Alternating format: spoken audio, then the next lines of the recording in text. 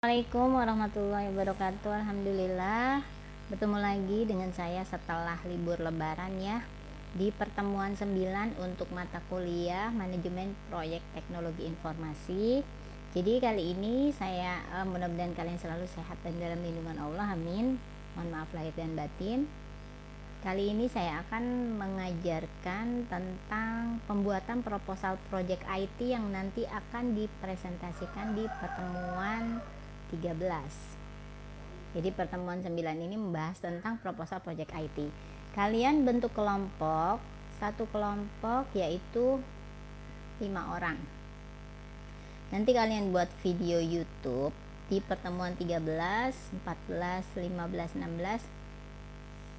Jadi nanti kalian membuat video YouTube, lalu kalian linknya diberikan ke saya, atau membuat video jangan diletakkan di YouTube dulu, tapi membuat video di convert lalu diberikan ke saya, nanti saya yang akan upload. Jadi semua nanti terfokus di satu channel. Pertemuan 9 ini membahas proposal project IT. Saya lihat dulu kalian ada 40 orang ya. Jadi bisa satu kelompok sebanyak 5 orang. Di proposal project IT ini, yang pertama adalah kita bahas pendahuluan. Dibuat sebaik mungkin agar proyek dapat disetujui oleh stakeholder. Beberapa aspek yaitu yang pertama ringkasan eksekutif, ada pengaruh proyek, ada masalah dan tujuan, ruang lingkup, waktu pelaksanaan, kendala dan asumsi anggota tim, pendekatan umum, dan cost benefit analysis. Nah, ini adalah subbab-subbab yang akan dibahas di dalam proposal. Ringkasan eksekutif.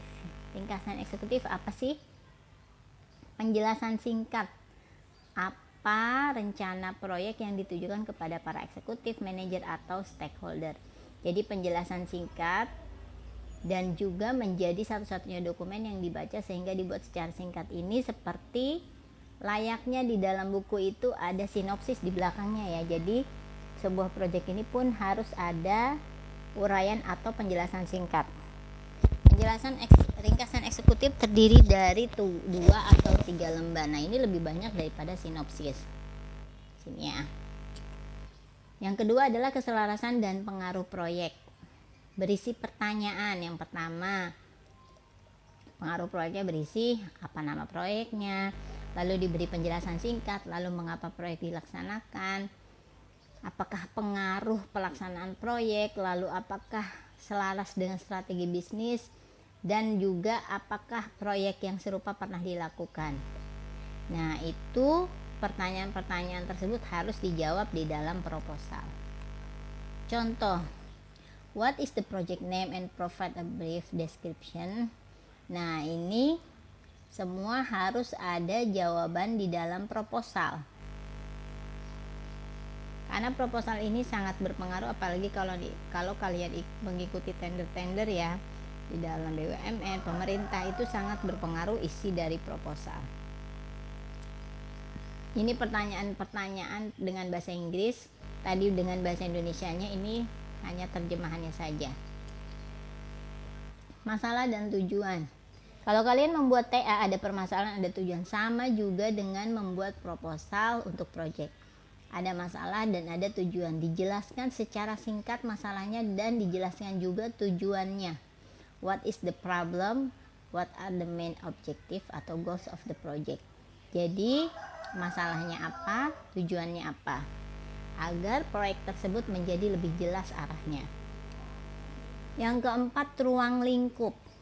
Ruang lingkup ini adalah ruang lingkup ada in scope, ada out of scope. Jadi ada di dalam lingkup, ada yang di luar lingkup. Itu dijelaskan apa saja.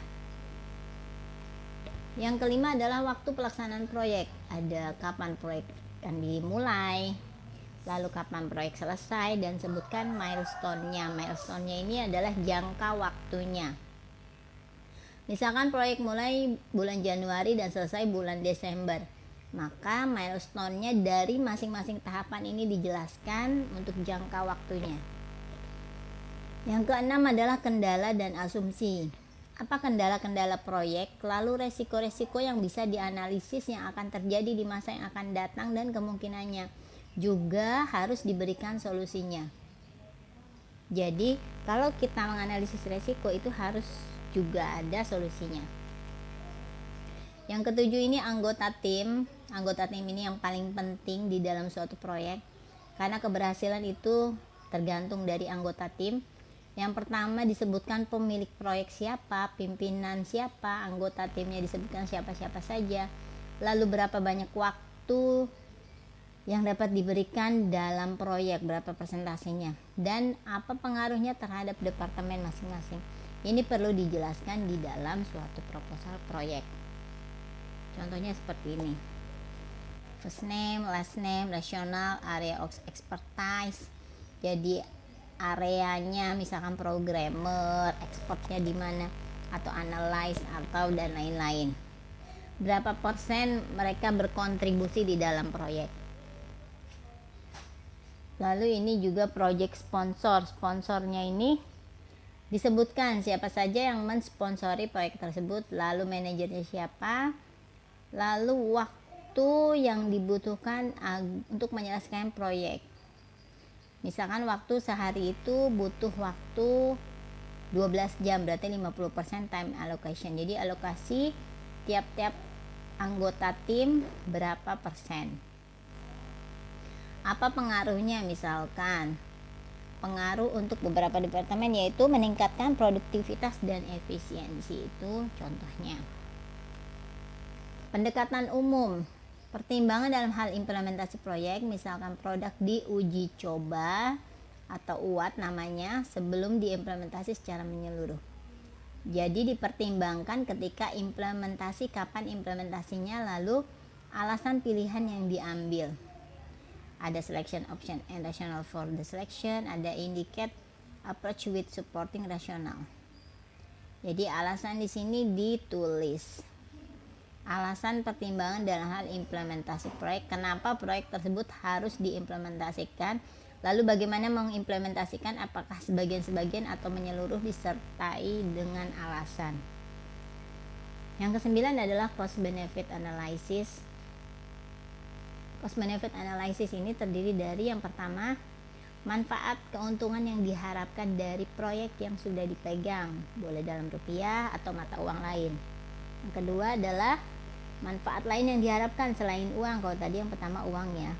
Yang ketiga perkiraan biaya, dan yang keempat, yang perkiraan biaya ini sangat penting karena kalau meleset dan anggarannya bisa berubah, bahkan mungkin bisa membengkak dan kurang.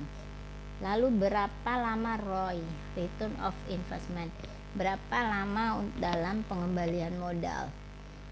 Ini dibutuhkan untuk stakeholder atau sponsor yang akan mensponsori proyek tersebut. Dan itu mereka butuh berapa lama yang akan dijanjikan. Contohnya dalam dolar tadi ya, uangnya.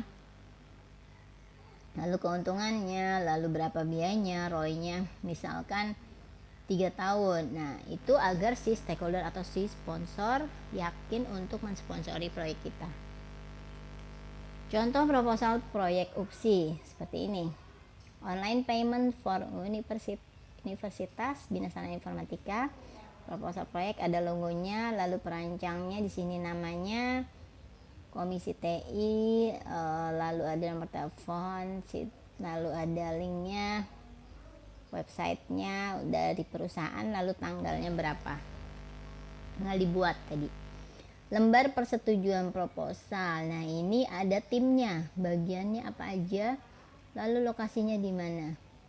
Dibuat oleh, lalu di sini tanda tangan, disetujui, lalu di sini juga tanda tangan, lalu ada tanda tangan. Ini lembar persetujuan proposal. Jadi jabatannya ada PM, ada direktur, dan ada head IT, ada juga head of PM. Ringkasan eksekutif contohnya seperti ini ya. Ingin mempermudah proses pembayaran kuliah, menambahkan fungsi pembayaran pada website bsi.ac.id. Lalu juga memulai dengan proyek aplikasi yang terintegrasi. Pembayaran dapat dengan Mastercard, Visa, Mandiri QlikPay, BCA QlikPay. Juga dapat dimodifikasi di websitenya. Lalu penyesuaian pada BCA, Mandiri, dan UPSI. Lalu transaksinya adalah, nah ini dia alurnya, ada mahasiswa, payment widget, payment methods. Nah seperti ini dijelaskan. Lalu keselarasan dan pengaruh proyek. Nama proyeknya online payment, lalu dimulai untuk mengimplementasikan pembayaran kuliah. Mengapa proyek dibuat? Untuk mempermudah mahasiswa membayar. Pengaruhnya adalah menyediakan kemudahan bagi mahasiswa untuk melakukan pembayaran secara online, karena tidak semua dapat melakukan pembayaran melalui ATM. Yang kedua, menambahkan fungsi pembayaran online di QlikPay. Fungsi aplikasi akan menampilkan jumlah yang harus dibayar sehingga tidak perlu menginput lagi jumlahnya. Bagaimana keselarasan proyek dengan strategi bisnis institusi? Yang pertama adalah digitalisasi. Yang kedua adalah kenyamanan. Nah, memang kalau online itu lebih nyaman ya, karena kita tidak perlu keluar untuk misalkan ATM gitu, lebih aman juga. Di rumah pun bisa membayar. Apakah proyek serupa telah dilakukan Universitas BSI? Belum pernah. Nah, di situ. Masalah dan tujuan. Seringkali dibayarkan tidak sesuai dengan jumlahnya. Lalu tujuannya adalah memberikan kesesuaian sesuai dengan jumlahnya. Lalu unbudget berarti dapat dibuat lebih efisien dan proyek akan tetap menggunakan layanan pembayaran melalui ATM. Jadi boleh lewat ATM juga. On time berarti vendor sudah memiliki pengalaman dengan implementasi yang sama, karena itu integrasi dapat dilakukan lebih efektif. Nah, ini vendornya sudah pengalaman ya. Yang keempat, ruang lingkup jangkauannya. Pembayaran kebijakan online untuk pembayaran kuliah UPSI. Yang kedua adalah rekonsiliasi back end untuk UPSI hanya untuk kartu kredit. Jadi jangkauannya hanya untuk pembayaran kuliah UPSI dan ada back endnya untuk khusus untuk kartu kredit. Di luar jangkauan adalah pembayaran registrasi, tugas akhir, dan bimbingan. Waktunya kapan proyek dimulai? Nah, ini ada tanggal, ada hari, bulan, dan tahun. Lalu kapan milestone dari proyek startupnya ini? Persetujuannya kapan, project kick off-nya kapan. Dikira-kira aja, kalau misalkan proyeknya besar berarti mungkin bisa bertahun-tahun, tapi kalau proyeknya kecil mungkin setahun selesai. Lalu initiation, build completion, dan solution acceptance. Nah, ini tinggal diikuti saja. Keterangan ini BRD adalah business requirement dokumen dan UAT adalah user acceptance test. Yang keenam, batasan dan asumsi. Batasan adalah tanggal pembayaran dibatasi sesuai dengan kebijakan institusi. Nah, berarti tidak boleh melewati dari tanggal, atau mungkin nanti ada resiko lain untuk mahasiswa yang telat membayar. Yang kedua adalah probabilitas, kemungkinannya tinggi, dampaknya tinggi, dibuatkan fungsi tanggal pada aplikasi. Ini solusinya. Yang kedua adalah back end dari gateway pembayaran ke sistem UPSI bisa menjadi masalah potensial selama penyelesaian. Nah, back end tadi kan kartu kredit ya, kemungkinannya tinggi dan dampaknya juga tinggi. Menyediakan format data yang dapat disesuaikan dengan kebutuhan pengguna dan dapat ditarik dari portal pembayaran mereka. Nah, itu solusinya. Asumsi apa yang dibuat? Nah, proyek terbagi menjadi dua, ada uji coba dan ada implementasi. Yang pertama adalah integrasi dengan BCA Mandiri. Yang kedua adalah format data untuk rekonsiliasi harus tersedia di portal pembayaran dan dapat di-download dalam format Excel. Nah, itu asumsi-asumsinya. Anggota tim ini tinggal ditulis di sini.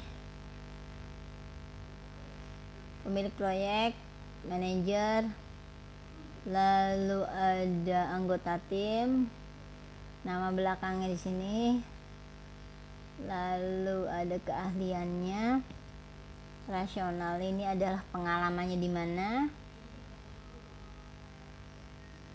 lalu ada keterlibatan dalam proyek,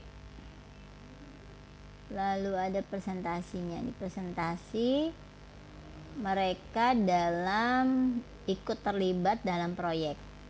Berapa lama waktu adalah di sini ditulis juga BA Business Analysis 50% tahap inisiasi, Sistem Analisis 80 sampai 100% tahap desain.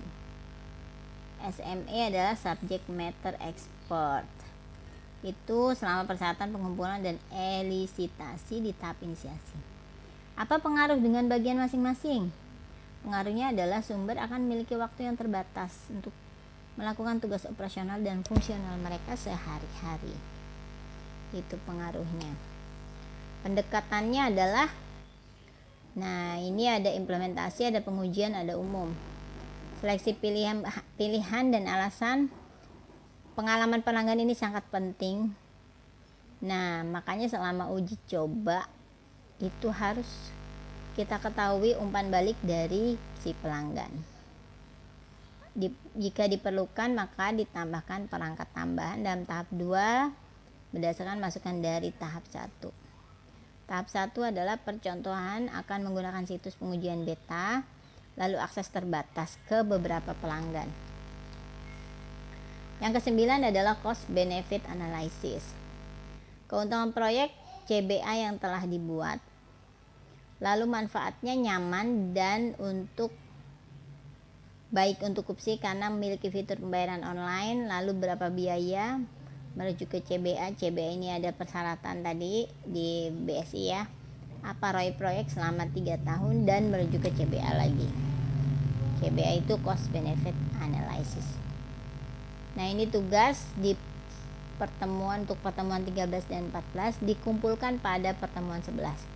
Jadi hari ini pertemuan 9, nanti pertemuan 11 dikumpulkan. Silahkan membentuk kelompok sebanyak tadi yang saya bilang ya, 5 orang dan tidak boleh telat. Di pertemuan 11 harus terkumpul, tugasnya terkumpul dalam bentuk apa? Dalam bentuk video. Jadi kalian mengumpulkan by WA mungkin dalam bentuk video saja, nanti saya upload di YouTube. Jadi kalian tinggal nonton di pertemuan 13 dan 14. Saya tunggu di pertemuan 11 ya. Kalau yang tidak mengumpulkan itu akan mendapatkan nilai tugasnya 0. Dan bukan 0 ya, mungkin tidak ada nilai tugas. Proyek dapat berupa proyek baru atau proyek pengembangan dari yang sudah ada, itu bebas. Untuk nama tim proyek dapat menggunakan nama kelompok masing-masing. Jadi untuk pertemuan 9 ini, kali ini saya tidak akan memberikan tugas, kalian mengerjakan ini saja, dikumpulkan dalam bentuk video, boleh WA, boleh email di pertemuan 11. Mudah-mudahan apa yang saya jelaskan hari ini dapat bermanfaat. Saya akhiri dulu, mohon maaf jika ada kata-kata yang tidak berkenan atau pemahaman yang kurang jelas. Wassalamualaikum warahmatullahi wabarakatuh.